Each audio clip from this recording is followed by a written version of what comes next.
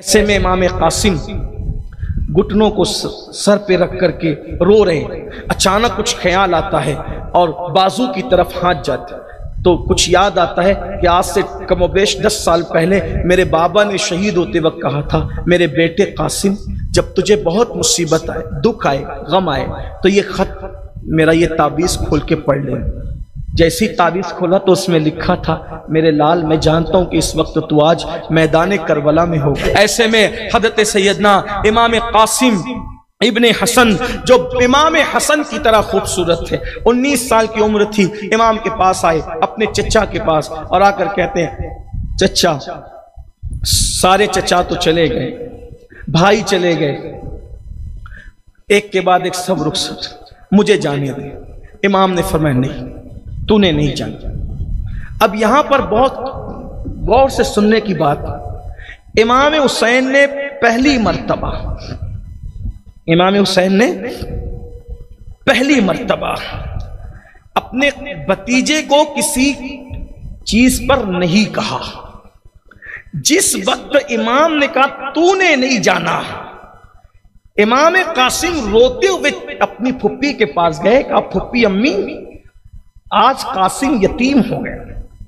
حالانکہ امام حسن کی شہادت 50 یا 51 ہجری کی ہے، یعنی امام حسن کی جو شہادت ہے اس کو 10 سال بیت گئے، 10 سال بیت چکے امام حسن کی شہادت کو، اور امام قاسم آج کہہ رہے 61 ہجری کی 10ویں محرم کو کہہ رہے پھپھی امی آج تیرا قاسم یتیم ہو گیا، اور رو رہے۔ باپ کی شہادت کے جنازے پر جب روئے تھے اس کے بعد آج پہلا اتفاق تھا رونے کا، ان 10 سالوں میں کبھی روئے بھی نہیں، کسی حادثے کے تھے، کسی دنیاوی حادثے پہ کبھی روئے بھی نہیں تھے، آج رو رہے ہیں پھپھی امی آج میں یتیم ہوں۔ سیدہ زینب نے سینے سے لگا کہا میرے لال ایسی بات کیوں کرتے ہو کہ تم یتیم ہو؟ کہا پھپھی جب سے بابا کی شہادت ہوئی آج تک چچا نے احساس ہونے نہیں دیا کہ میرا باپ شہید ہو گیا، میرے باپ سے زیادہ پیار دیا، اور آج مجھ سے کہتے ہیں تو نے کربلا میں نہیں جانا، تو میں تو شہید ہوں، میں تو آج یتیم ہو گیا ہوں، مجھے شہادت کی اجازت نہیں، آپ اجازت لے کر دیں کہ میں بھی جاؤں گا۔ ماں سے کہا آپ اجازت لے کے دیں میں بھی جاؤں گا، کسی کو حوصلہ نہیں، کیا کہیں کیسے کہیں۔ ایسے میں امام قاسم گھٹنوں کو سر پہ رکھ کر کے رو رہے ہیں۔ اچانک کچھ خیال آتا ہے اور بازو کی طرف ہاتھ جاتا ہے تو کچھ یاد آتا ہے کہ آج سے کم و بیش 10 سال پہلے میرے بابا نے شہید ہوتے وقت کہا تھا، میرے بیٹے قاسم جب تجھے بہت مصیبت آئے، دکھ آئے، غم آئے تو یہ خط میرا یہ تعویذ کھول کے پڑھ لے۔ جیسی تعویذ کھولا تو اس میں لکھا تھا، میرے لال میں جانتا ہوں کہ اس وقت تو آج میدان کربلا میں ہوگا، میں تجھے وصیت کرتا ہوں فاطمہ کے لال پہ اپنی جان کو قربان کر دے۔ جیسے یہ خط پڑھا اچھل گئے، مچل گئے، چچا کے پاس ہے، چچا اب بھی آپ مجھے روکیں گے؟ میرے بابا مجھے خود شہادت کی سند دے کر گئے۔ امام نے پڑھا، رو پڑے، رونے کے بعد کہا ٹھیک ہے جاؤ، اب میں کیسے روکوں؟ حمید بن مسلم یہ کوفیوں کے ساتھ آیا، یزیدی لشکر میں آیا تھا۔ حمید بن مسلم کہتا ہے کہ جب امامہ باندھ کر اور لباس پہن کر وہ شہزادہ حسن کا میدان میں آیا تو ایسا لگتا تھا جیسے زمین پہ چاند اترا ہے۔ حمید بن مسلم کہتا ہے اس کی زلفیں کانوں تک تھی، خوبصورت سا چہرہ تھا، اور مجھے ابھی بھی وہ منظر یاد ہے۔ حمید بن مسلم کہتا ہے کہ اس کے دوسرے پیر کا، جسے ملٹا پیر کہتے ہیں، دوسرے پیر کے جوتے کا تسمہ ٹوٹا ہوا تھا، اس کے بدن پر بھی پیوند تھا اور اس کے امامے پر بھی پیوند تھا، لیکن وہ اتنا خوبصورت لگ رہا تھا۔ وہ آیا اور آنے کے بعد کہا کون ہے میرے مقابلے میں آئے؟ تو اس وقت ابن زیاد کے بھیجے ہوئے ان گرگوں نے ادھر ادھر دیکھنا شروع کیا کہ کس کو بھیجیں، تو عمر سعد نے ارزق نامی پہلوان کو کہا، بعض مورخین نے ازرق بھی لکھا ہے اور ارزق بھی لکھا ہے، بہرحال تو اس پہلوان کو کہا، وہ بڑا اونچا تڑنگا مضبوط تھا، اس کو کہا کہ تو جا۔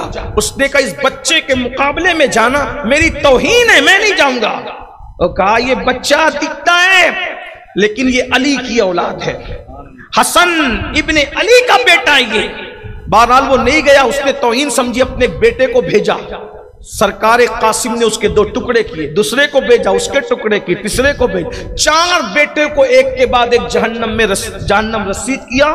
जब चारों उसके बेटे कट गए तो अब उसको गुस्सा आया और मस्त हाथी की तरह अपने घोड़े पर बैठकर मेरे इमाम के मुकाबले में आया। जैसे ही इमाम कासिम के मुकाबले में वो आया, इमाम पे उसने हमला किया। इमाम कासिम ने उसको अपनी ढाल पे रोका, ढाल तो टूट गई, लेकिन जो तलवार उठाई और उठा करके आपने फरमाया कि इतना बड़ा जंगजू अपने आप को समझता है, तुझे ज़ैन कसना नहीं आती, घोड़े की ज़ेन नहीं कस सकता तू। और ये कहा, जैसे उसने नीचे ज़ेन देखने की कोशिश की, एक बार जोर का किया और उसके 2 टुकड़े कर दिए। ये मंजर देख कर तो हैरानी थी कि क्या बहादुर है रसूलुल्लाह के घर के शहजादे।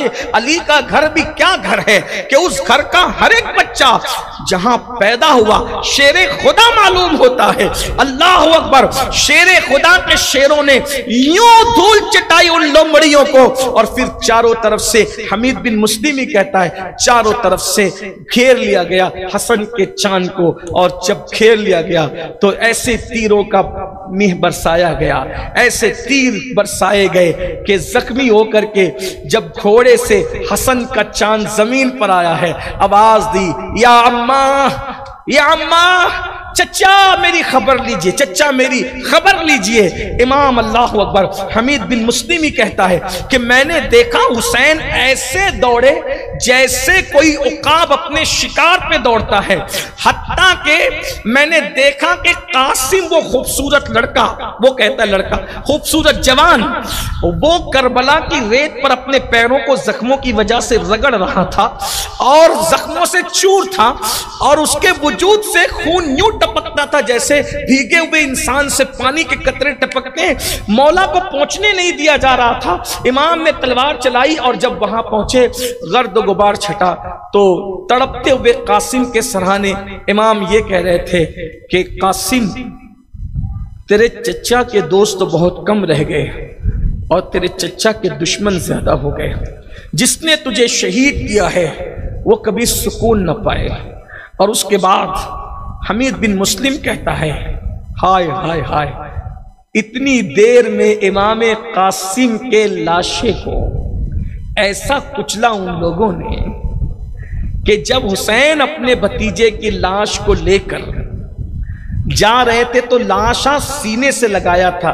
कासिम का लाशा इमाम के सीने से लगा हुआ था और दोनों पैर जमीन में जब वो घसीटते थे। और जिस वक्त आपका लाशा गया, आपकी अम्मी ने आसमान की तरफ रुक करके कहा, अल्लाह तेरा शुक्र है कि मेरे बेटे ने बाप पे लगे हुए धब्बे को धो दिया। लोग कहते थे कि हसन बुज़दिल थे, लेकिन लोगों को आज पता चल गया कि हसन किसी बुज़दिल का नाम नहीं था। जिसका बेटा इतना बहादुर हो वो कितना बहादुर होगा।